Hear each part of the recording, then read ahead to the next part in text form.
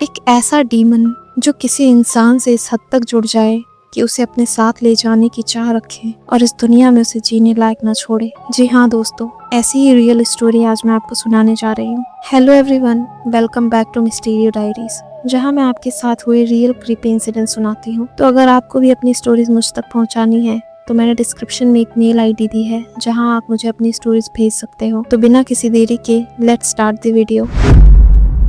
जब मैं कॉलेज में बीटेक कर रहा था तो मेरी आरव से दोस्ती हुई और हम काफी अच्छे दोस्त बन गए। वो एक अच्छी खासी वेल ऑफ फैमिली से बिलोंग करता था। मैं फैमिली का बैकग्राउंड इसलिए बता रहा हूँ ताकि ये क्लियर हो जाए कि वो कोई नैरो माइंडेड फैमिली से बिलोंग नहीं करता था जो अंधविश्वास में बिलीव करती हो। वो लोग well educated and financially stable थे। मैं अक्सर उसके घर जाता था और उसकी फैमिली से मेरी बॉन्डिंग बहुत अच्छी हो गई थी। उसकी बहन वानी बहुत क्यूट और बबली सी बच्ची थी। एक बार जब मैं आरव के घर गया तो वो काफी बीमार लग रही थी। मैं जब उससे मिला तो मैंने देखा उसके फोरहेड पर एक अजीब सा निशान था। ऐसा लग रहा था कि किसी ने उसके माथे पर सिगरेट बुझा दी हो। निशान काफी अगली था। मैंने अपने दोस्त से पूछा कि ये क्या है। उसने बताया कि हर महीने उसी जगह पर ये निशान आ जाता है और एक दिन के अंदर पूरी तरह गायब भी हो जाता है, जैसे कभी था ही नहीं। मुझे ये काफी अजीब लगा। मैंने उसके पेरेंट्स से भी पूछा पर उन्होंने और भी अजीब बात बताई कि ये निशान हर नो मून यानी अमावस्या के बाद ही आता है और उसके बाद वो 1-2 दिन तक बीमार और वीक फील करती है। वो हर बार एक ही सपने के बारे में बताती थी। सपने में एक धुंधला सा आदमी आता है और गहरी धीमी आवाज में कहता है, अपना हाथ दो और मेरे साथ चलो। लेकिन उसके पेरेंट्स टिपिकल इंडियन पेरेंट्स की तरह इग्नोर कर रहे थे। कहते थे, अरे कुछ नहीं होगा, बच्ची है, कहीं लग गया होगा, बच्चे तो अजीब अजीब सपने देखते रहते हैं। ये सब वानी के साथ लगातार होता रहा और 2015 में एक टाइम पर सिचुएशन बहुत सीरियस हो गई। अक्टूबर 2015 में उनके घर कोई फंक्शन था। सब लोग देर तक जाग रहे थे, वानी भी।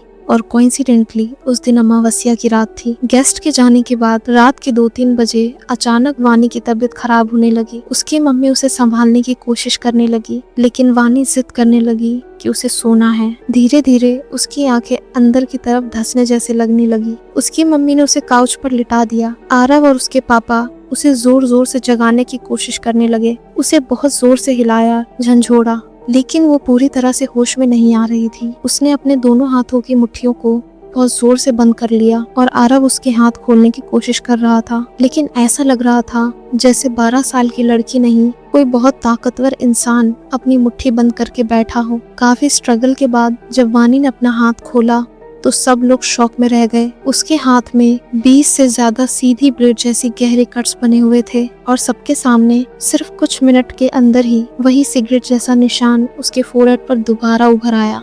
ये कैसे हो सकता था, ये किसी को समझ नहीं आया। मेरे दोस्त की फैमिली पैनिक मोड में चली गई और उसके बाद हॉस्पिटल के चक्कर शुरू हो गए। पर वो जिस भी डॉक्टर के पास गए किसी ने भी उनकी बात को सीरियसली नहीं लिया। कुछ डॉक्टर तो उनकी स्टोरी सुन के हंस भी देते थे। उनके साथ थोड़ा रूड बिहेवियर भी हुआ। आखिर में दोस्तों और रिलेटिव की एडवाइस से उन्हें तारापीठ नाम की जगह के बारे में पता चला जहाँ तांत्रिक या अकल्ट प्रैक्टिसेस होती हैं। उन्होंने वहाँ एक एक्सपीरियंस्ड बाबा से बात की। बाबा ने वानी को ध्यान से देखा और फिर बाबा ने जो कहानी बताई वो किसी भी फैमिली के लिए डरावनी बात हो सकती है। उन्होंने कहा 2 साल पहले वानी ने अनजाने में किसी पवित्र चीज पर पैर रख दिया था जिससे एक बुरी शक्ति रिलीज हो गई। तब से वो उसके साथ चिपका हुआ है। बाबा के हिसाब से वो शक्ति उसके सोल को लेना चाहती है और वही हर अमावस्या की रात उसके सपने में आता है। उन्होंने कहा कि उन्हें एक तरह का एक्सोर्सिज्म करना पड़ेगा। साथ ही वानी को एक लाल धागे में ब्रॉन्ज का लॉकेट पहनाया जाएगा ताकि वो बुरी शक्ति दोबारा उसे पोजेस न करे।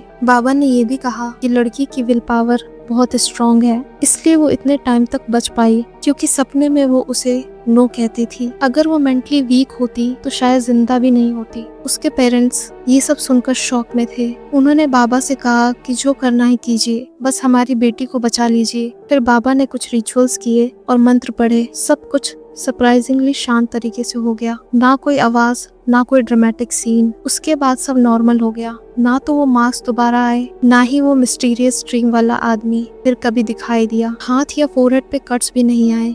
अजीब लगता है ना ये सब सुन के, स्पेशली आज के 21st सेंचुरी के टाइम में। लेकिन मेरे दोस्त की ये स्टोरी सच है और जो लोग दूसरी डायमेंशन वाली बात को कम्प्लीटली इग्नोर कर देते हैं उनसे बस इतना कहना चाहता हूँ कि आधी अधूरी इन्फॉर्मेशन के बेसिस पे जज मत करो जब तक खुद एक्सपीरियंस ना हो।